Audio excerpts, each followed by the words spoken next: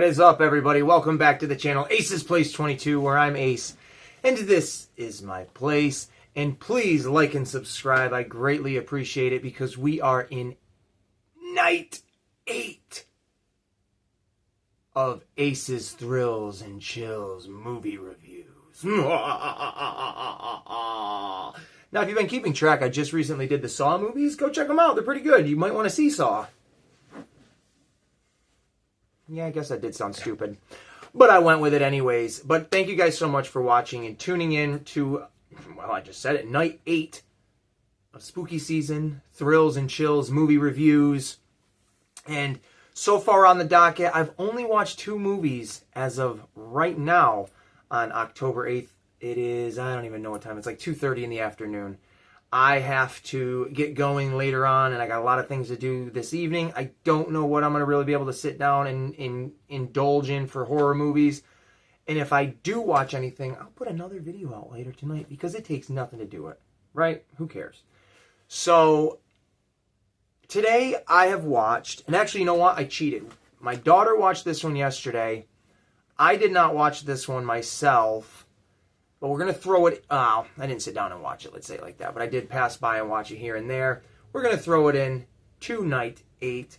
And then we're going to talk about the one that I just watched after I got out of work. So starting us off is going to be The Ring. Da-da-da-da-da-da-da-da-da-da. No, this is not the original Japanese version. This is not the one I think Sarah Michelle Gellar was in, like the original American version.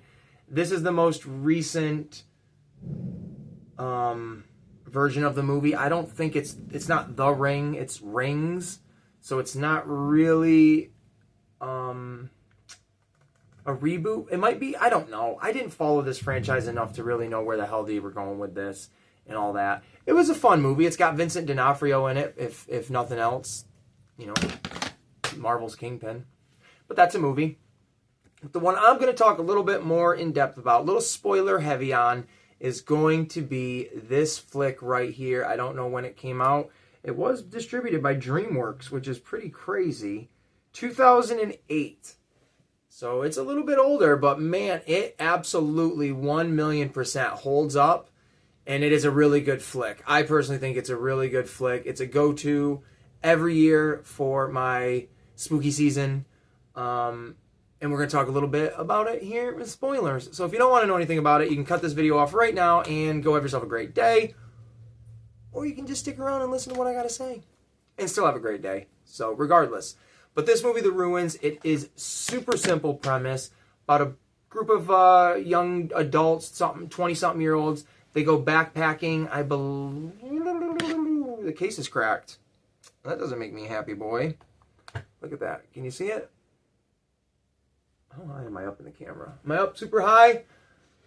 Go like that. But there's a crack in it. Anyways, it's a really enjoyable movie. These backpackers, they go,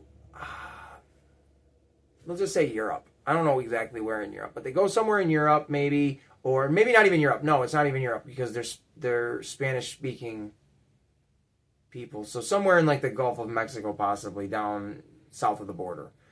But where they go is deep in the jungles, and they find a group of Americans, and they find this really cool-looking pyramid, The Ruins, and they're like, oh, let's go to the top of that thing. And so they proceed to climb to the top of it. Now, it's not one of these, you know, ooh, tourists. No, it's unfortunately, once they get to the top of it, there are the people that live, I'm assuming, in the community, in the village around the jungle area, prohibiting them from leaving the pyramid.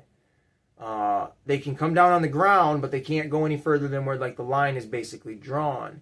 And if they do, absolutely, the locals are going to put them down, and they absolutely do that right at the start. One of the individuals is walking towards somebody, and they're like, ah, no, and with an arrow right to his heart and kills him, and then that sets the tone of like, oh shit, things are about to get serious. And these individuals are trapped up on top of this pyramid. And you're thinking, at least I believe the movie wants you to think, they're stuck in another country, and that's the threat. Like, the people are the threat. But little do you realize that it is actually the plants, the foliage that is engulfed this ruin is actually alive. I mean, all plants are alive, right? But this thing is more sentient than anything. It can communicate in ways. It's smart. It knows what it's doing. And it contaminates you more than anything. It infects you. Throughout the film, you see like this mold and like mossy looking green growing on the individuals. They acknowledge it a little bit, but it's more of like a subtle, like, oh my God, what the hell's going on? Yeah, like they're getting dirty, but like, why? And then you realize, oh my God, it's literally growing on them and in them, essentially. Pretty brutal movie, honestly, where like when it gets graphic, it gets graphic. It's brutal. Like there's one scene where they have to, I don't want to spoil every detail. I'm just giving you the synopsis of the whole movie. But when there is a certain scene when they have to do a medical procedure, it is gnarly.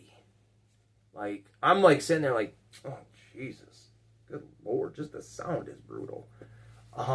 It's a good flick, though. It's super under the radar, in my opinion. I never, ever hear anyone talking about this movie. And not for bad reason. I just don't think people know about it.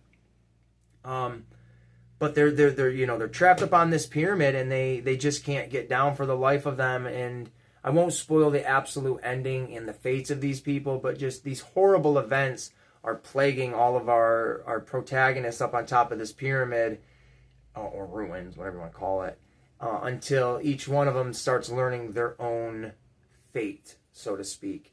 It has kind of a cliffhanger ending, but it's one of those endings where it's like, it leaves the interpretation and the idea up to us, the audience, which, like, clearly we know what's going to happen. Do we need to see what happens? No, not really.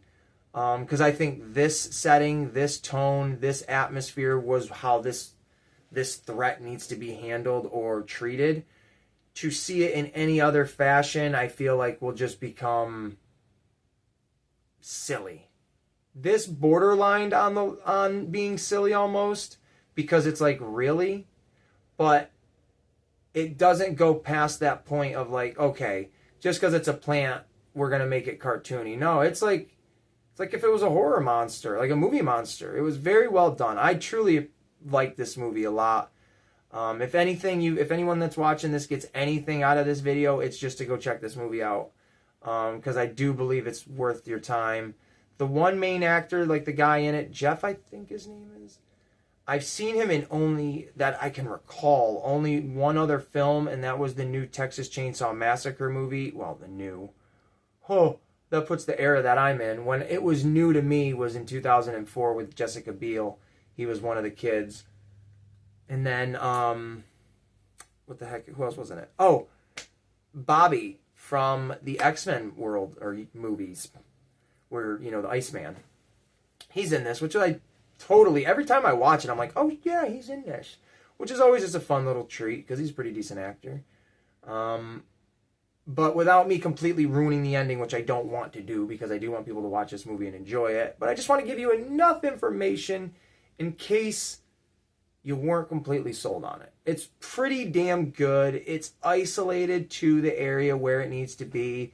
And it's not any more complex than a bucket of water. So, there you go. On that note, I think that's going to wrap it up. That's the end of this video. So if you guys don't mind, please liking and subscribing. And as always, see you guys in the next one.